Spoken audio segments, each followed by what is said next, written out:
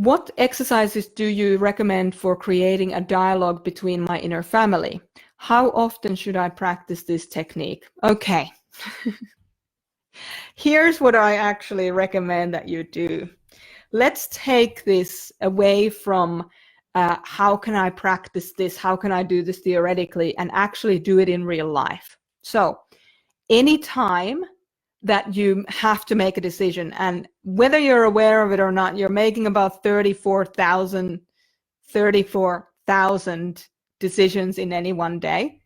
And so whenever you have a decision to make, ask yourself, imagine your 4 different people sitting around a round table, bring the decision to the center and ask every one of the people to have some commentary on the decision that you think should be made. So don't try to do this in theory.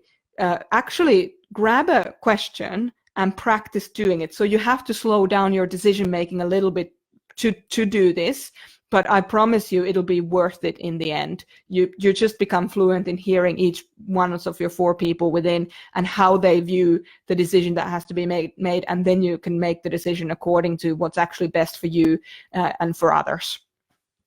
So that's how you should practice this technique. And how often? Well, as often as you have time to do it, as in do at least 3 or 4 times a day.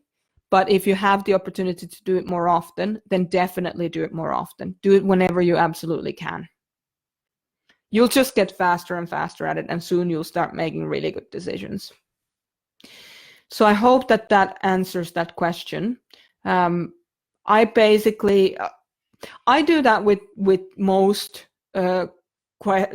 decisions that I'm aware of that I have to make these days.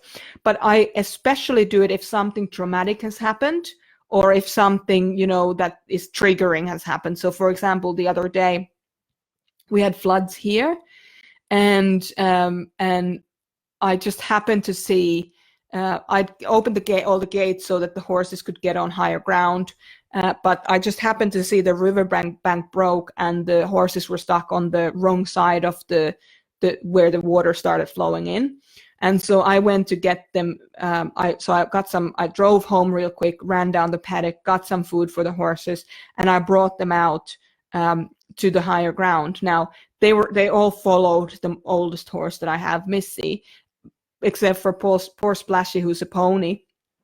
He turned to the wrong direction, so he went to the wrong direction. He didn't follow all the other horses. The other horses got there okay, but poor Splashy went to the wrong direction and got swept away by the current, and it was really scary. And because he could have got stuck into the fence and drowned because the current was so strong. But thankfully he gained his footing somehow and just was able to scramble out of it. And when something like that happens, because I could see him be swept away by this water, and it was just terrifying. When something like that happens, I straight away go, okay, 4 people within, what do each of you need right now in relation to that? He's okay, he's fine, and in fact he went and played with the water afterwards, of course, as you do. Because he's extremely intelligent, so but he's moved on from the trauma.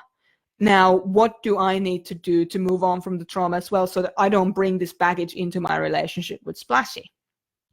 So that, when something traumatic happens or you get triggered, that's when I always check in with the 4 people within to make sure that I know how they're feeling and what they need, and meet those needs.